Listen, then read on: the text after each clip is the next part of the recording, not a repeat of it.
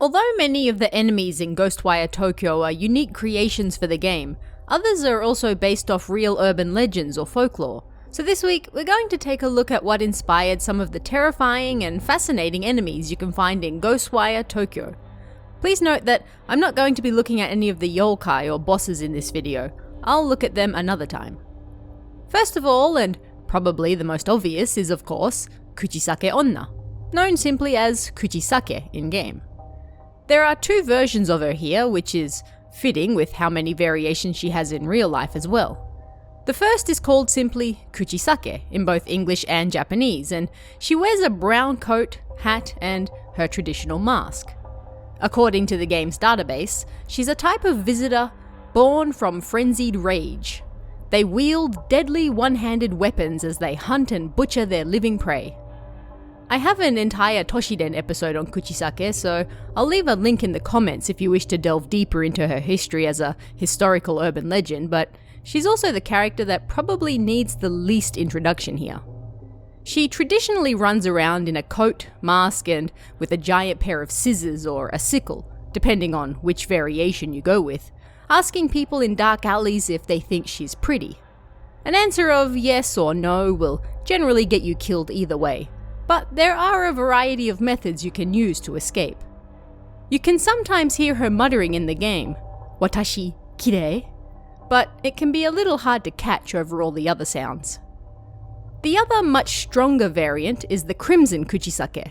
This one wears her red trench coat, which is perhaps the most famous version of her legend, alongside some bloody scissors and no mask. As the game states, a Kuchisake that wears its gruesome visage openly, having cast aside the mask that once kept it hidden. Unlike the regular Kuchisake, this one has accepted her monstrosity and wears it proudly.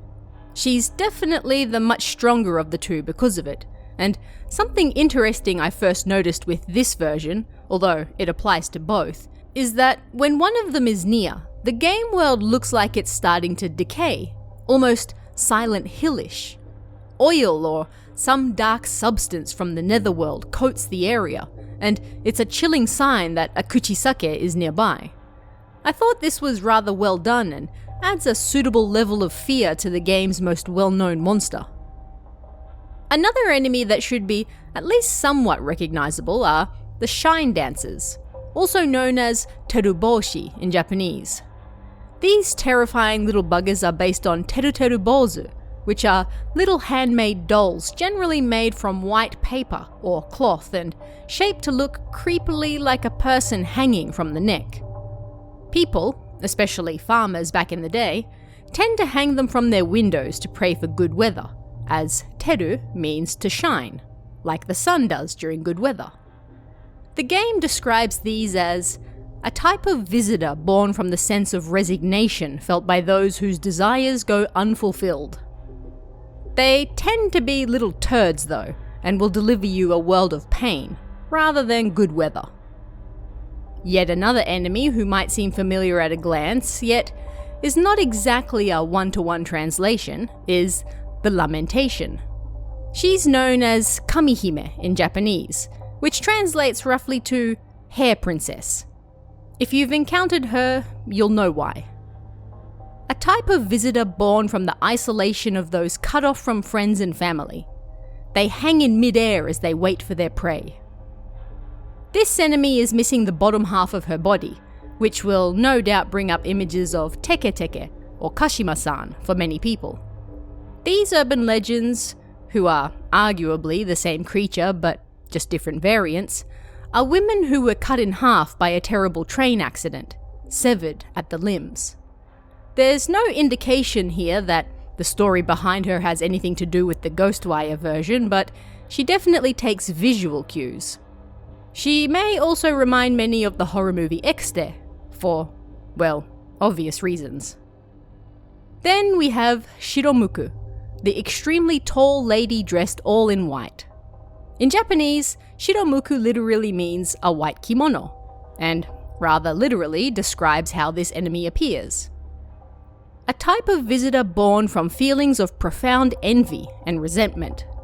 They harbour a seemingly bottomless well of corrupted power. Their outfits resemble traditional wedding dresses worn in ancient Japan. If you've played Fatal Frame 5 recently, then the traditional hood she's wearing should look familiar. As the game states, this is a traditional wedding dress in Japan, and she takes more than a little inspiration from it.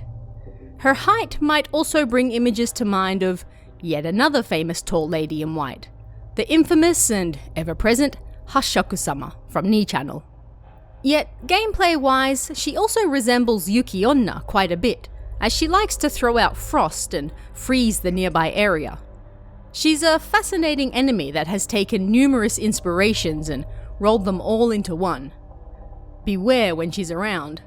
She can be slow, yes, but she'll quickly mess you up if you let her. Finally, although they're not an enemy in the strictest sense, I think they still make a worthy addition here.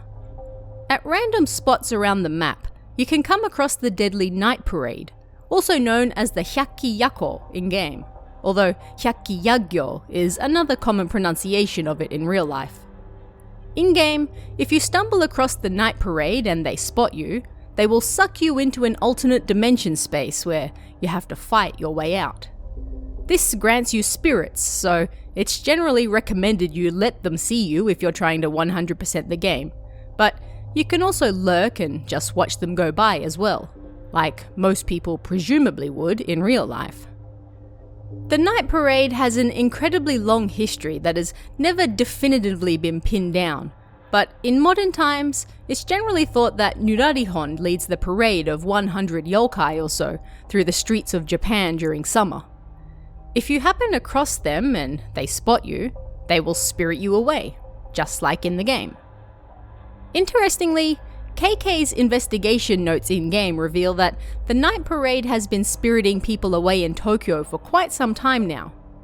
They were able to uncover what was going on because strange, unseasonable bouts of snow were hitting random areas of the town, and whenever this happened, people would suddenly die.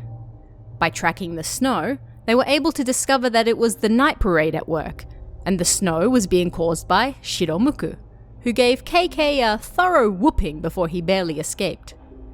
This massive procession of visitors is always accompanied by fog and festival music, so if you spot them, prepare yourself. And those are some of the main enemies from the game that are based on real-life urban legends and folklore.